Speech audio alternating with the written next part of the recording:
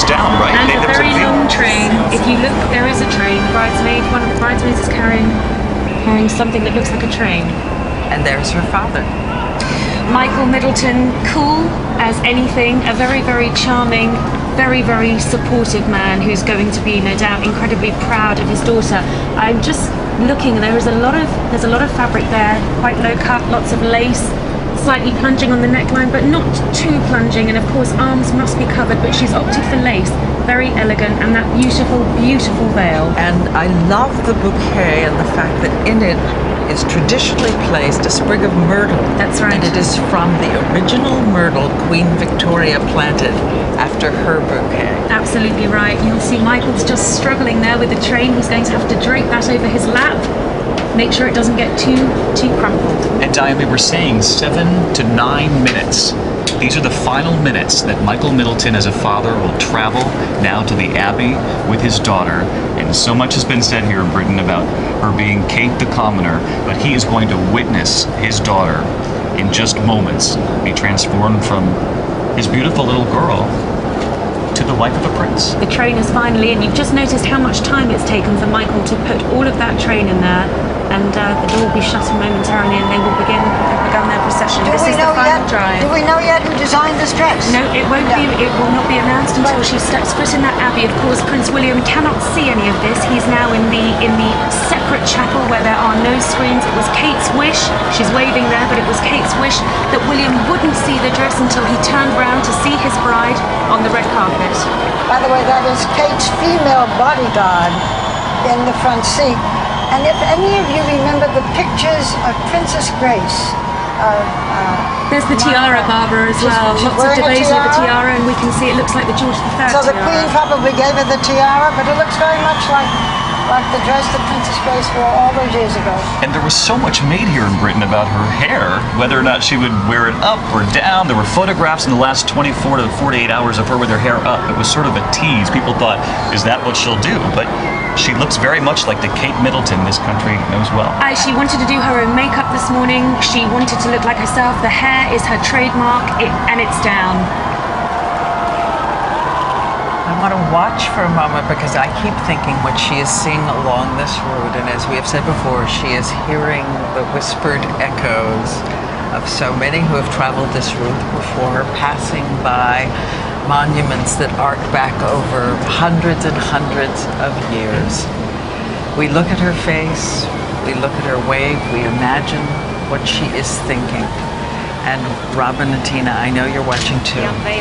Yes, we are, Diane. We are watching intently like everyone else. And the last to arrive to a royal wedding, the bride in a car, was Princess Alexandra, 1963, the Queen's first cousin, normally arrived by carriage. And when they were talking earlier, Tina, about her hair, I remember that Bianca was telling me, Bianca Goldriga, earlier in the week, that she wanted her husband to recognize her. You know how some brides get all wild with the hair? Yeah. She wanted him to be able to recognize her. Well, that's so much their relationship, that it is a real friendship, and it's not based on fairy tale fantasy. She wanted to look beautiful, but she also wanted to be the woman that she knows that he loves. And I think, whereas Diana wanted to be a fairy bride. And they have been able to really strike that balance. But as you can see these pictures, and it's we're so happy because we've been hearing about how calm they all were, everyone involved in the wedding prior to, and it seems that same way this morning, Tina. Yes, you can see that. And they are passing us right now. That although she's waving to the crowds through the window, and we've taken note of the veil, so reminiscent of Princess Diana, who had the veil as she traveled in the carriage. This is different. Kate Middleton said she wanted to travel by car, and this is the Queen's 1950s Rolls-Royce. It's the oldest car in the collection, but the car is not the star, clearly, with this crowd. They are welcoming Kate Middleton. This is something that she chose. Prince William didn't have that option. She did. She chose it, and he told him he really has had to bring her into it. He has really so lovingly brought her into the process of being both his wife and a princess, which I think has been incredibly caring of him, because he wants it to go right for her as well as for everybody else. We do remember the interview right after the announcement of the engagement, and said he wanted to take his time. A lot of people, you know, the nicknames that she had, Waity Katie, Katie Waity.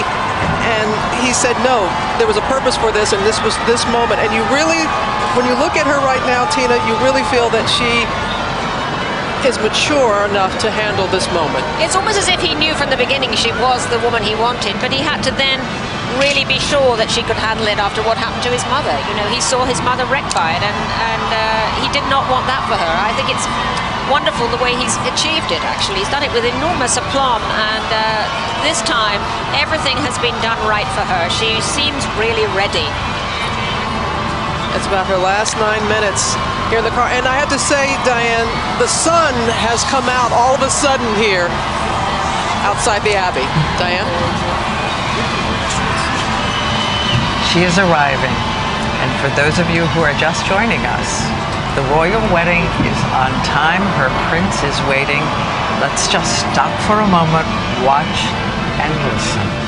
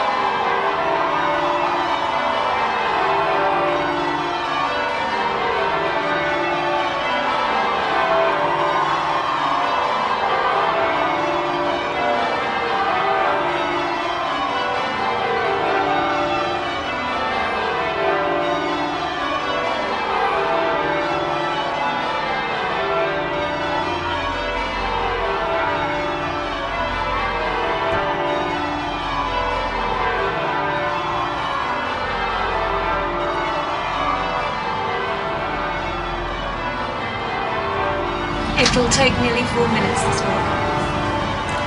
Kate Middleton approaching that long walk, 300 feet, 3 to 4 minutes, and she's been told to pause before she does it. Watch for her pause. And we finally know what the big suspense was and who made her dress. It's done by a woman named Sarah Burton, who was the creative director of Alexander McQueen. You may remember that Alexander McQueen made the red and black dress for Michelle Obama for the state dinner at the White House. Very sadly, he committed suicide a year ago. A very well-known designer. He's going to be honored this coming Monday at the Metropolitan Museum.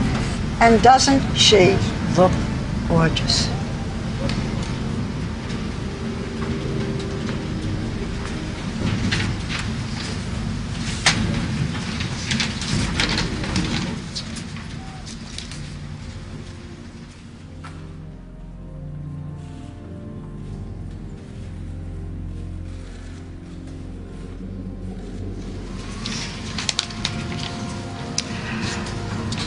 The Very Reverend Dr. John Hall, Dean of Westminster, greeting her.